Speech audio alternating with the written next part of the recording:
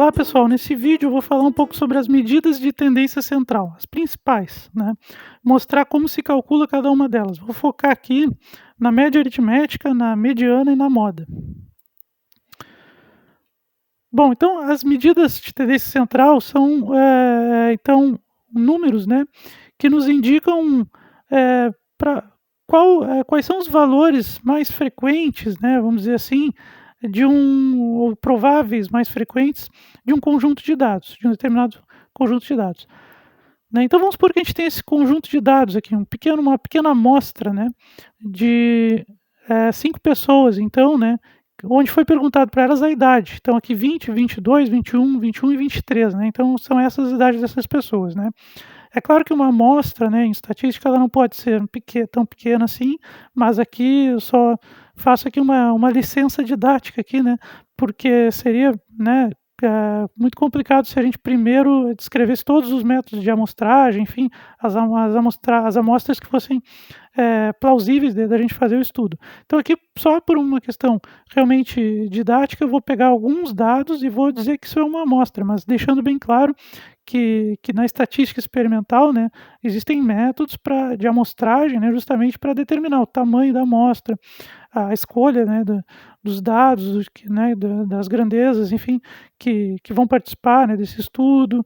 Enfim, tem várias coisas que devem ser levadas em consideração para o experimento. Mas o objetivo aqui não é experimental, é simplesmente de explicar como se faz o cálculo. Né, e aí, tendo essa licença didática, vamos dizer assim, eu vou, né, colocar aqui uma amostra de 5 dados, né, o que na realidade não poderia existir.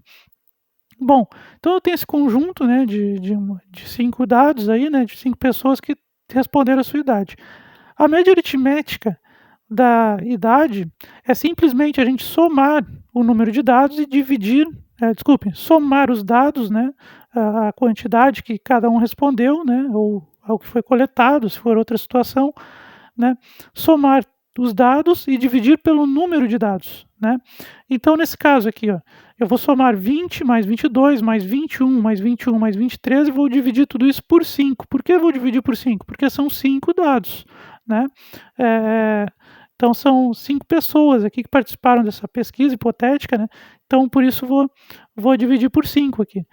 Então, somando tudo, né, deu 107, a gente divide por 5, dá 21,4. Então essa é a média aritmética da idade, então, desses participantes, né. Aí muita gente vai dizer: "Tá, mas ninguém pode ter 21,4". Bom, mas a média aritmética não necessariamente tem que ser um dado, eh, que tenha relação, vamos dizer assim, né, com a natureza, né, do que está sendo pesquisado. Então é claro que a gente pode até colocar assim, 21,4, vou calcular, né, o que corresponde a esse 0,4 em termos de meses. A gente poderia fazer isso.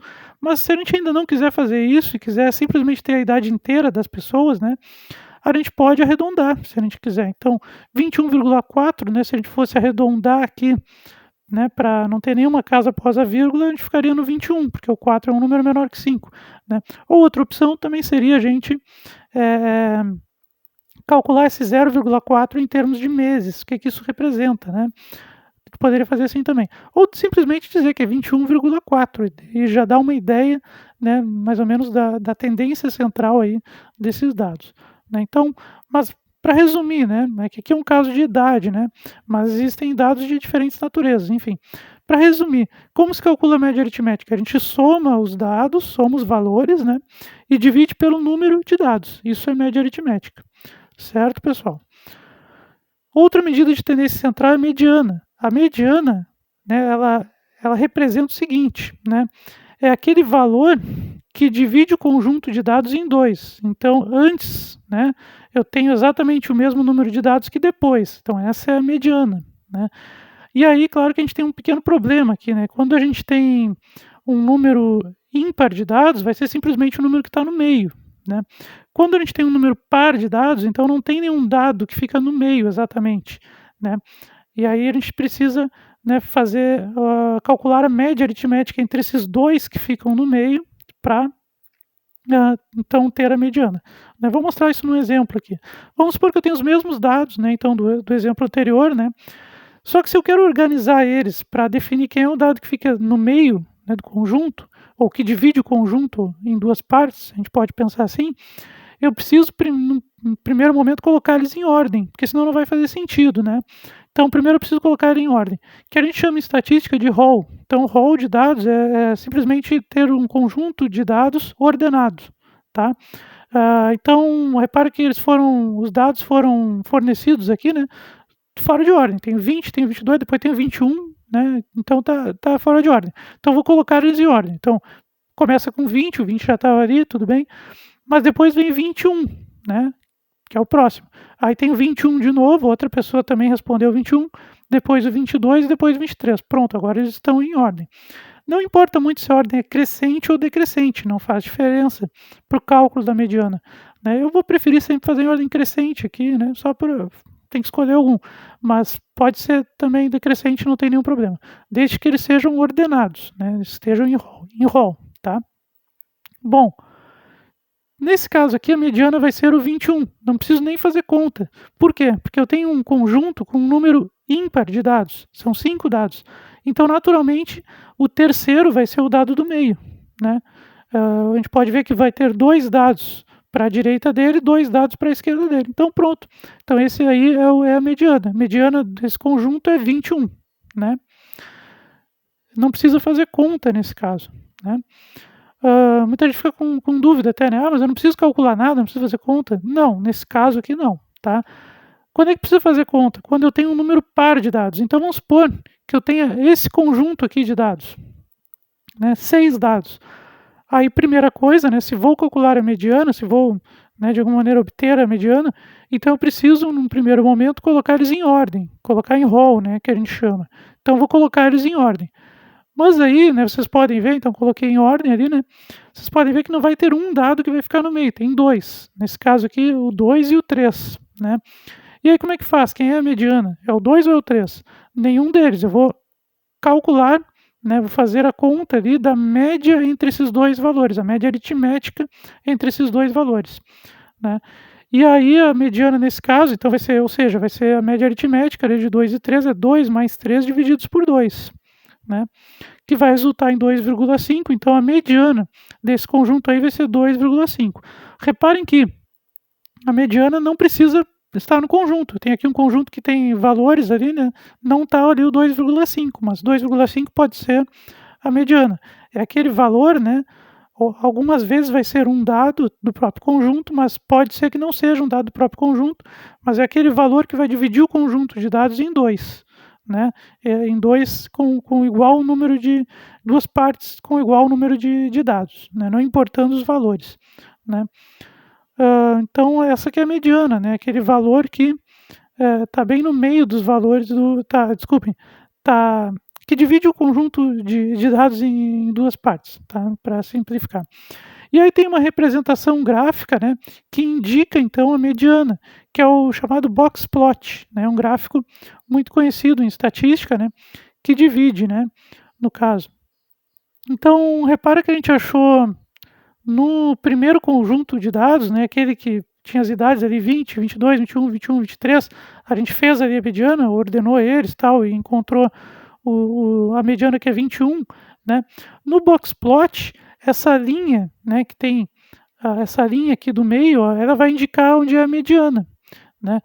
E aqui nas extremidades, ela vai indicar, né, os quartis, porque assim, ó, a mediana divide o conjunto de dados em dois. Então é onde a gente vai partir, né, o conjunto de dados, vai ficar né, metade para um lado, metade para o outro. Os quartis é a mesma ideia da mediana, só que divide o conjunto em 4 partes. Ela parte o conjunto de dados em 4 partes, né? Então a gente tem 3 quartis, né? A gente tem o primeiro quarto de dados, né? E aí a gente tem o Q1, que é o primeiro quartil. Aí entre o primeiro quartil e o segundo quartil a gente tem o segundo quarto de dados, né? E aí a gente vai chegar até a metade. O segundo quartil vai coincidir com a mediana, vai ser o mesmo, né? Porque se eu tenho duas quartas partes, né, para trás, então eu cheguei na metade, exatamente. Então o quartil 2, né, vai ser a mesma mediana. E aí a gente tem então esse terceiro quarto, né, que vai até o Q3, que é o terceiro quartil, né, que aí vai ser ali nesse caso aqui 22,5, e aí a gente vai até o final do conjunto, né, que são essas linhas aqui mais extremas aí, né, que aí tem ali o 23, ó, que é o dado maior, né, que tem aqui, e o 20 que está ali, que é o dado menor. E a gente tem então no boxplot uma dimensão, né, geometricamente da maior concentração de dados, tá onde que os dados mais se concentram, né, vamos dizer assim. Nesse caso aqui entre 20 e 21, né, onde estão os maiores valores, então eles estão concentrados ali, chega na metade dos dados ali muito rápido, a gente vê ali, né, nesse caso. Um conjunto pequeno também não é tão difícil da gente analisar e interpretar até a partir dos próprios valores. Mas quando a gente tem conjuntos muito maiores, né, com 50 dados, 60, 70, o boxplot ajuda a resumir, né, essa ideia e a gente consegue visualmente ter uma interpretação mais clara, né, quando a gente tem um número de dados elevado, né. Nesse caso aqui é só para exemplificar e para explicar o que o boxplot está representando ali. Moda, o que que é a moda? A moda é simplesmente aquele dado que se repete, que mais se repete. Essa é a ideia básica de moda, né. Então nesse conjunto aqui, quem que se repete? O 21. Então a moda aqui é o 21, né, ele aparece 2 vezes, nenhum outro dado aqui aparece 2 vezes. Ele pode ser também bimodal, porque a gente pode ter 2 dados que mais se repetem, né. Nesse caso aqui, o 1 se repete, o 2 se repete também, eles aparecem 2 vezes. O 4 não se repete. Então a gente vai dizer que o 1 é moda e o 2 também é, então ele é bimodal, ele tem 2 modas, tem o 1 e o 2, né. Pode ser trimodal também, né, pode ter, né, 3 dados que mais se repetem. Nesse caso aqui tem o 10 que aparece 4 vezes, tem o 11 que aparece 4 vezes e tem o 12 que aparece 4 vezes também. Então ele tem 3 modos, é trimodal, né, 10, 11 e 12. O 8 aparece uma vez só, né, então aí um detalhe interessante, o 9 ele se repete, a gente pode ver que ele se repete, mas ele só aparece 2 vezes, né. Então a moda é aquele dado que mais se repete, né. Nesse caso a gente tem um empate aqui de 3 dados, o 10, o 11 e o 12, tem um empate ali, cada um deles aparece 4 vezes, né, mas são os que mais se repetem. O 9 ele se repete, ele só aparece 2 vezes, então ele não entra nessa contagem, ele não é moda, tá. E aí depois a gente alguns livros, né, falam que bom, se tiver 4 dados que aparecem aí já é polimodal, né, ou enfim, ou então chega um ponto, né, alguns livros nem falam mais em moda se tem tantas repetições, assim, porque aí a gente já se considera que não tem alguns dados que mais se repetem, não é tão nítido isso, assim, né. Então a gente pode com certeza dizer que, os dados podem até ter podem apresentar um comportamento trimodal, né, por exemplo, de ter 3 dados que mais se repetem, né. E a partir disso a gente pode dizer que ele é polimodal ou até que não existe moda, né. E claro que também podem ter conjuntos em que nenhum dado se repete. Nesse caso, simplesmente a gente vai dizer que não existe moda, que não tem, que ele é amodal, a gente pode também falar isso. Certo, pessoal? Era isso, até a próxima.